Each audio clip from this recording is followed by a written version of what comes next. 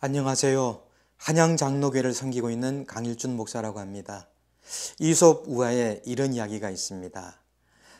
반신반인, 사람과 신 절반으로 되어 있는 그 사람 세타이의 집에 어느 겨울에 나그네가 찾아왔습니다.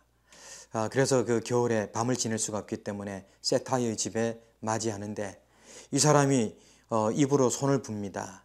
묻습니다. 당신 왜 그러느냐? 그때 사람이 대답을 합니다. 손이 너무 차가워서 입으로 후 불어서 따뜻하게 한다. 아, 그러느냐?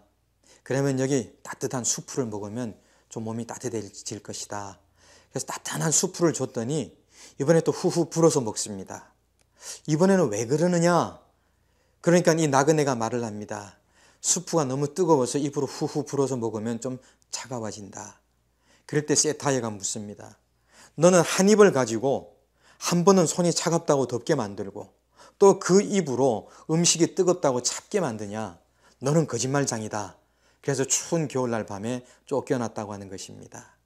한 입으로 차갑게도 하고 뜨겁게도 하고 사람의 입인 것입니다.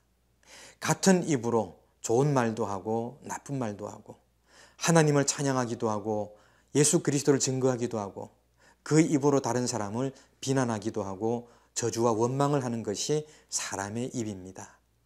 오늘은 이 야고보서에 있는 이 말씀을 가지고서 온전한 사람의 길이 무엇인지 말, 언어를 중심으로 함께 은혜를 나누기 원합니다.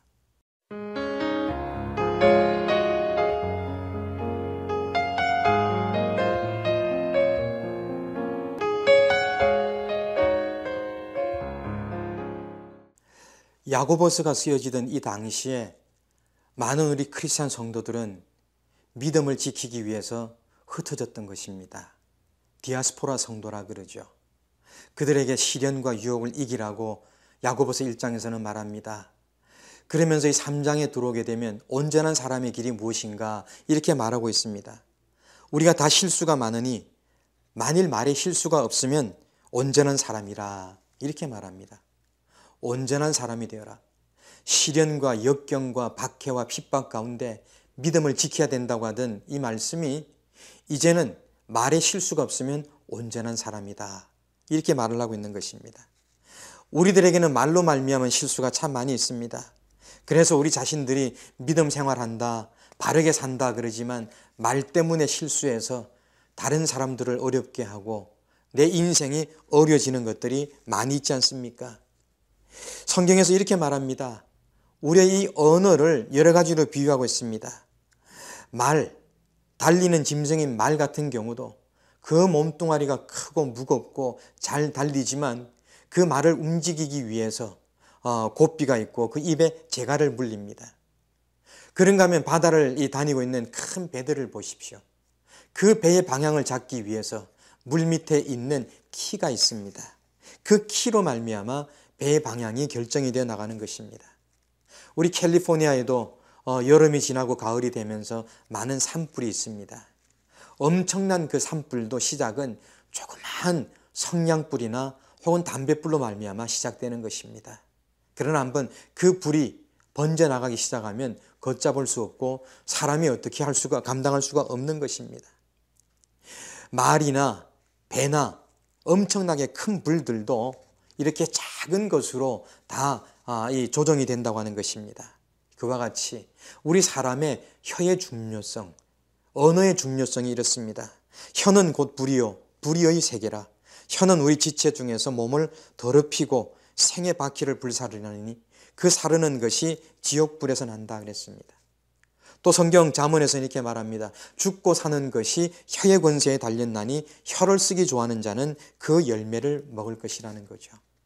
우리는 참 언어 생활에 있어서 신중해야지 되고 우리의 언어 생활은 믿음이 뒷받침이 되고 하나님의 말씀이 뒷받침이 되어야지만 됩니다. 이스라엘 백성들이 애굽을 떠나서 가나안으로 가다가 광야 생활할 때에 정말 그들은 환경 때문에 하나님을 많이 원망하고 불평했습니다. 하나님께서 이렇게 말씀했습니다. 나의 삶을 가리켜 맹세하노라.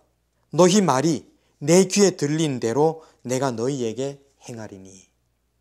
다시 말하면 이스라엘 백성들이 말한 대로 그대로 되게 해주마, 이런 말씀인 것입니다. 우리들은 참 말을 조심해서 해야지 됩니다. 부정적이고 원망하고 참 이게 그런 말들을 하게 될 때 우리 인생이 행복해지지 못한다고 하는 것입니다. 동서고금을 막론하고 혀의 중요성 참 많이들 말합니다. 헬라 속담에는 이렇게 말합니다. 혀는 뼈 하나 없고 약하지만, 그리고 적지만 많은 사람을 찌르고 죽인다는 것입니다. 소문이라든지 중상모략이라든지 이런 것 때문에 얼마나 많은 사람들이 괴로움을 겪습니까? 페르시아 속담에도 이런 말이 있습니다. 혀가 길어지면 생명이 짧아진다는 겁니다. 혀가 길어지는 것, 말이 많아지면 생명이 짧아진다는 거죠.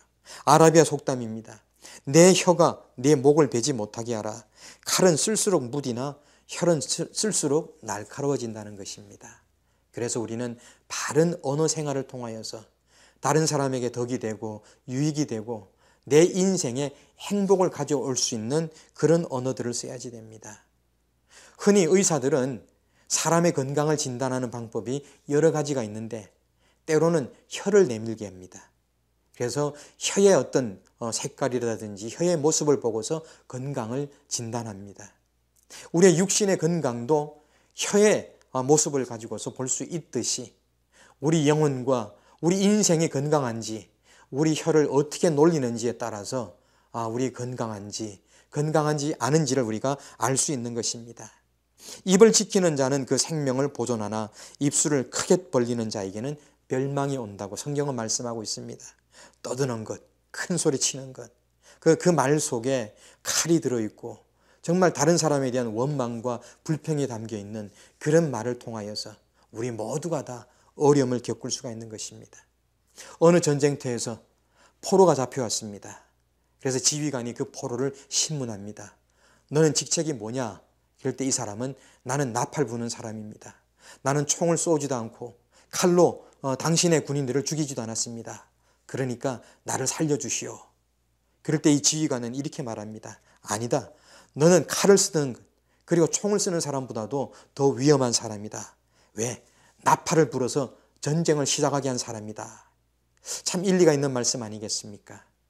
직접적으로 딴 사람에게 해를 끼치고 폭력을 쓰지 않았지만 우리는 언어를 통해서 싸움을 시작하게 하고 그래서 많은 사람들에게 고난을 주는 이런 일을 할 수가 있습니다. 우리 혀는 믿음으로 길들여져야지 됩니다. 말을 아끼는 자는 지식이 있고 성품이 안전한 자는 명철하다 했습니다. 함부로 내 생각대로 말하지 않고 믿음으로 말미암아 길들여진 혀, 믿음 때문에 우리가 잘 컨트롤할 수 있는 언어 생활을 우리가 감당해야지만 되겠습니다. 생명을 사모하고 장수하여 복받기를 원하는 사람이 누구뇨? 내 혀를 악에서 금하며 내 입술을 괴사한 말에서 금할지어다. 언어 생활이 우리 생명의 장수와 우리 인생의 행복을 결정한다고 하는 이런 말씀인 것입니다. 믿음의 사람들은 바른 언어 생활, 하나님에게 영광이 되고 다른 사람들에게 유익을 끼치며 내 마음의 평안을 깨지 않는 이런 바른 언어 생활을 해야지 되겠습니다. 그러기 위해서 원망과 불평을 삼가고 소문을 전하고 듣고 하는 자들이 되지 말아야지만 되겠습니다. 무릇 더러운 말은 너희 입 밖에도 내지 말고 오직 덕을 세우는 데 소용되는 대로 선한 말을 하여 듣는 자들에게 은혜를 끼쳐라 이랬습니다. 감사하는 말을 하고 참된 말을 하는 것, 이것이 바로 우리 믿음의 사람들의 바른 언어 생활이며 이렇게 해서 말에 실수가 없는 사람들이 온전한 삶을 살아간다고 오늘 본문에서는 말하고 있습니다. 우리 모두가 다 이런 바른 언어 생활을 통하여서 온전한 사람들이 되어서 우리가 참 행복한 삶을 잘 살아가시기를 주님의 이름으로 축원합니다. 하나님 아버지 감사합니다.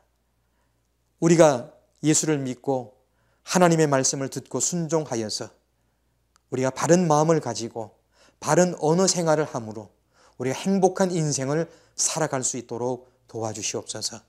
예수님 이름으로 간절히 기도드렸습니다. 아멘.